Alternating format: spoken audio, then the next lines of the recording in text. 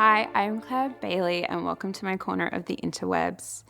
If you're new here, welcome. If you've come back, thank you so much for choosing me again to be your guide on this beautiful journey of the tarot. If you do not know, my journey of the tarot started 17 years, and over those 17 years, I have explored many different layers. I have gone down the amazing road that Arthur Waite inspired, but I've also, in the last 10 years, really dived deep into the world that Pamela Coleman Smith, the artist, the forgotten occultist artist, drew and created within the tarot, within her symbols and within her magic.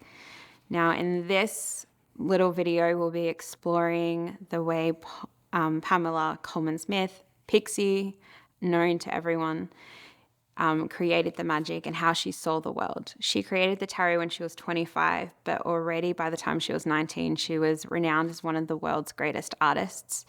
And in a journal article she wrote in 1908 for the Craftsman magazine titled What a Student Should See, an Art Student Should See, what an art student should see. She talks about exactly how an artist should break down the scene in front of them, how they should view their piece of art, how they should view others, and how they should view the world. And it seems simple. It's a little instruction tool for students, but as workers of the tarot, as people who read and connect with the tarot, it gives us a window into her soul, into her magic, and the way she viewed everything and all the layers that she dipped into every single card. The trick is not to see it as a deck of cards. This is an extension of yourself. This is an extension of your soul, of your magic. And it's the storybook that will tell you your story, past, future, and present. But it's also the mirror that will tell you the truth of your soul and everything that's coming forward from that very moment of you in this singular second. Stay tuned and let's get through my 8 tips for working through the tarot. Tip 1, ignore all the meanings that have been written before. There are so many meanings out there. I mean, Arthur Waite wrote his own books about them and he wrote many books about the tarot. Then you have all the common modern meanings. I have my own meanings. Coleman Smith has her own meanings, and now it's your turn as the creator of your deck in your hand to create your own meanings. We all are beautifully unique, and that makes it amazing. As humans, we all have different life experiences. We all have different magic and experiences and total beautiful, amazing moments, memories, magic, whatever you want to call it, to bring forward. We see the world differently, even though it might be similar, it's definitely unique. So allow it to fall through. Allow whatever comes through naturally to be seen in the scene. Just say what you see. Allow anything that you feel, anything that evokes a memory to come through and talk about that and talk about what that invokes within you, what inspires you in that card. Again, just create your own meanings for every card. Tip 2 is simply feel into the emotion that that card invokes. Every card is going to invoke into something. Every card is going to reclaim a memory, bring up an emotion. Feel it, own it, and then put that into the story of the card. Own that emotion, explore that emotion, explore why that emotion's coming up in that card. That is the door and the key to the story and the magic of that card holds for you. Tip 3 is simply take the gender out of it. So many people want to talk about the gender and how there's more masculine figures than feminine figures into the cards, but Pixie didn't see gender. She honestly didn't. She had lovers of all genders. She even talks about how she was pansexual and loved people's energy.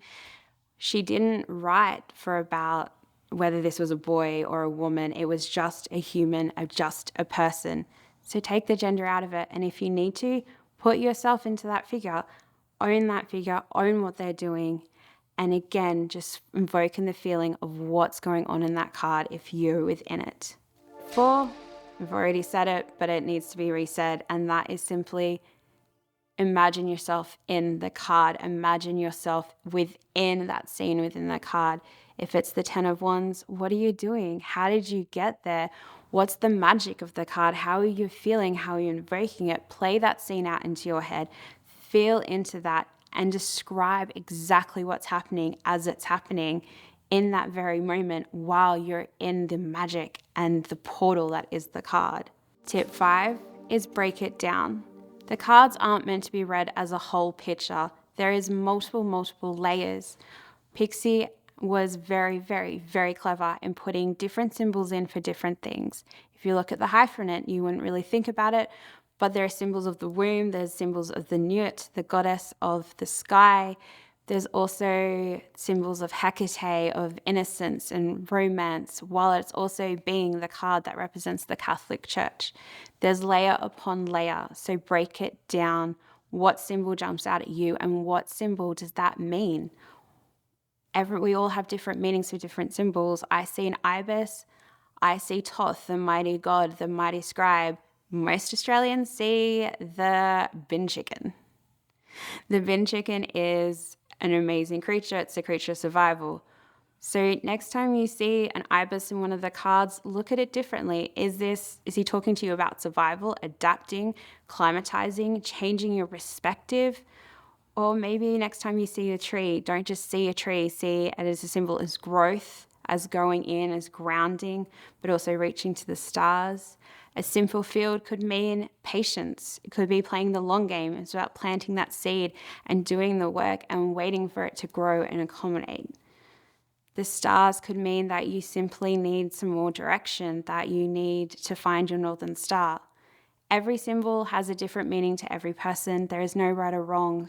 Break the card down. A simple homework tip is choose a card and write 10 symbols that jump out to you and write them down and write them what they mean. How do they create a story? What emotions, what feelings, what memories do they invoke within you? Tip number 6 is embody the cards. The best way to get to know the cards is to be the cards. Pick a card every day and live that card. So if you pick the card strength, maybe be a bit stronger, maybe be graceful in your strength, maybe be a little bit more open in your communication, face those fears. If you get justice, maybe it's about balancing out the things going on in your life. Maybe it's looking at, okay, we need to balance those scales. We need to be honest with ourselves. If you get the 7 of Cups, maybe it's just about you have way too many options, so let's narrow it down. Choose a card, embody it, allow it to but influence your decision making throughout the day and how you're going to live that aspect. Once we get that connection with that card, it will be easier to tell the story as we move forward. Tip number 7 is to find the story. Finding the story is the simplest. You can find the beginning, the middle, and the end in just one card or a series of cards. Take the 10 of Wands, for example. The 10 of Wands, how did he get there? Why is he carrying? What past decisions did he make to get there, to be carrying the burdens of all those wands? In the present moment, in the middle, what is he going to do with these wands? How is he going to make his life better? How is he going to put them down? Is he going to drop them? Is he going to burn them? What is he going to do right now in this very moment? And then the end of the story is the completion. Is what has he done with those wands? How has he made his life better? Maybe he was taking them to the barn to store, so in winter he has firewood. Maybe he just dropped them because they were everyone else's burdens.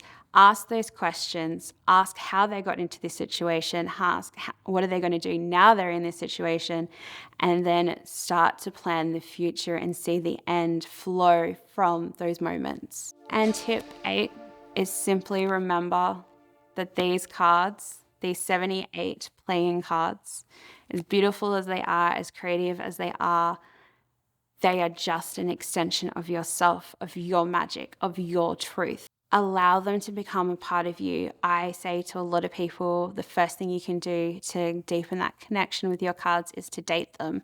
Get to know them, play around with them, feel into them. Allow them to connect into you. Allow yourself to connect to them. Sleep with them under your pillow. Allow that energy to flow. Just spend time with them. Spend time shuffling, sitting with them, playing with them, pulling them. Spend time every morning pulling a card and journaling about it. These cards are an extension of yourself. The more that you understand and know yourself and know your magic, the more you can understand the cards. But they can also be an amazing way for you to understand and get that deeper connection within yourself. Thank you, and I hope these 8 tips help you to build a better connection, a bigger, deeper connection into the world of the tarot, and have fun reading. And I'll see you next time.